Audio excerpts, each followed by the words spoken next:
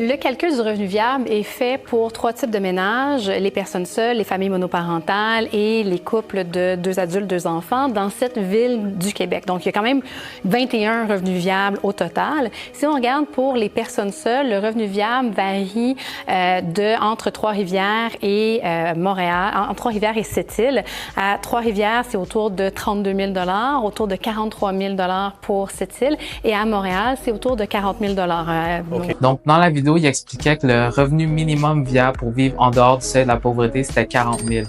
Je veux juste souligner le point que même avec 40 000 $, c'est vraiment difficile, voire impossible d'acheter une propriété. Donc, on va prendre l'exemple d'un condo, une chambre, très bare bones à Montréal, donc autour de 400 000 $. On prend 400 000 $, on divise par 4, ça donne le revenu requis qui tombe autour de 100 000 $. Donc, 100 000 $, c'est plus que le double du revenu viable. Si on compare maintenant versus début des années 2000, en 2025, ça devient plus un privilège, tandis qu'avant, dans les années 2000 à 2010, nos parents, à l'époque, ils pouvaient juste travailler, salaire minimum ou voire juste dans le salaire moyen. Puis à l'époque, c'était beaucoup plus facile à acheter.